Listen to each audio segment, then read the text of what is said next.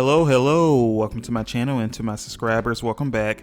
This is going to be a follow-up to last week's video. So last week, if you saw my video, we made chocolate pudding. So of course we also had to make vanilla pudding as well. And we're going to get right into it. We're going to start off by adding 6 tablespoons of all-purpose flour to a 3-quart saucepan, 1/4 teaspoon of iodized salt, and we're going to add 1/3 cup of white granulated sugar. Alright, then we're going to give everything a good stir. This is to combine all of the ingredients as well as to ensure there is minimal clumping once we start to heat up the pudding. And now we're going to add 1 3/4 cups of half and half, and we're going to add this slowly and gradually while continuing to stir, and this is to ensure that any clumping is kept to a minimum once we heat up the pudding.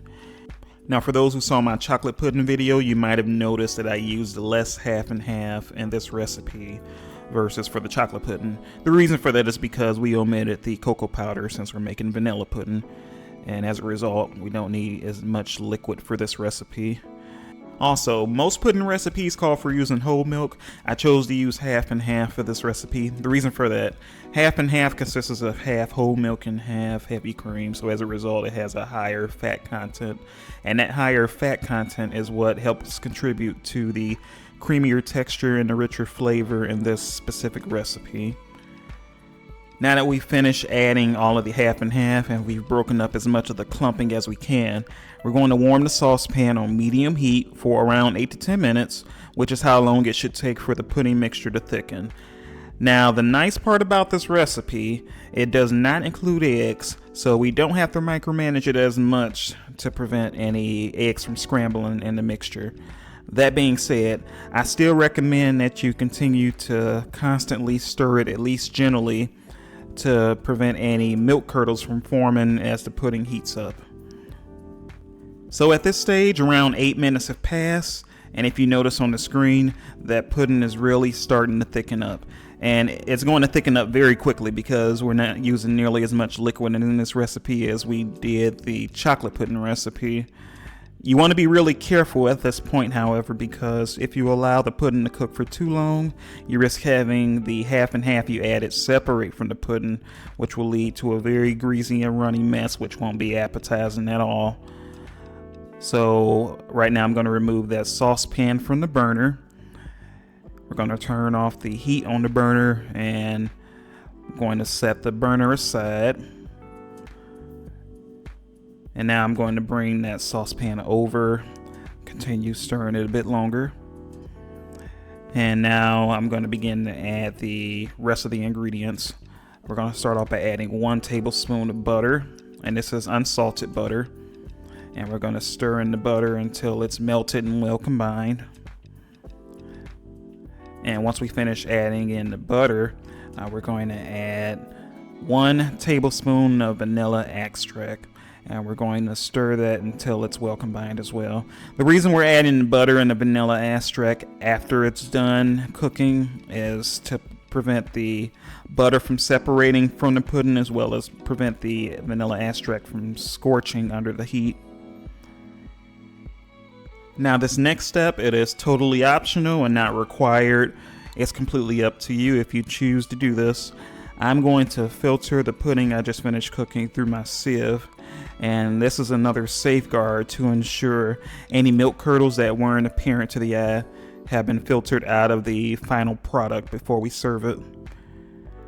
So we're going to get everything out of the saucepan, and then once we finish with that, we're going to set it aside.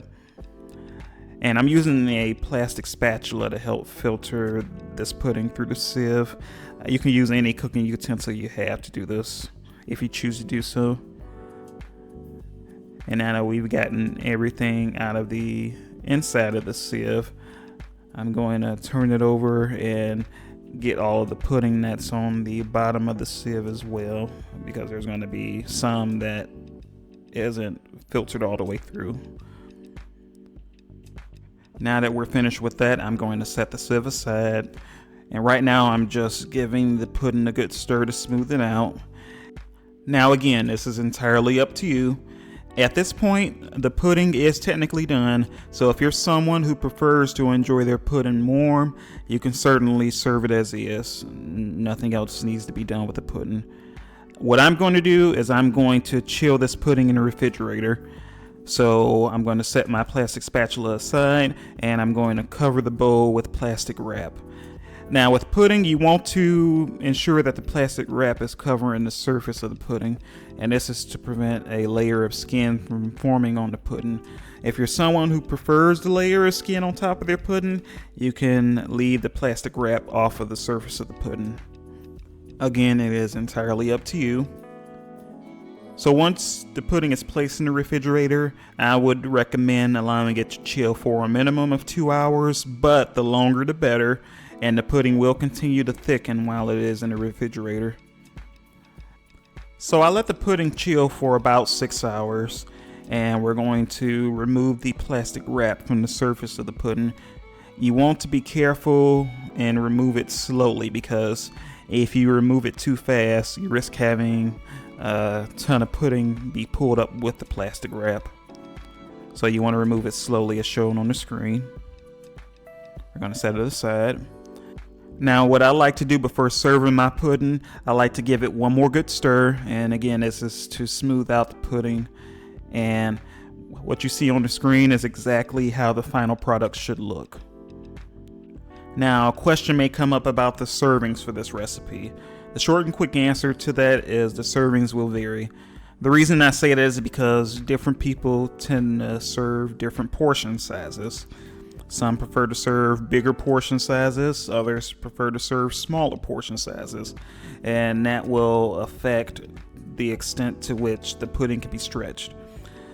Now to give a more detailed answer, I'm using a mini sundae glass, which is what you see on the screen, and if you were to use the same type of sundae glass that I'm using, you should be able to stretch around 2 to 3 servings out of this recipe.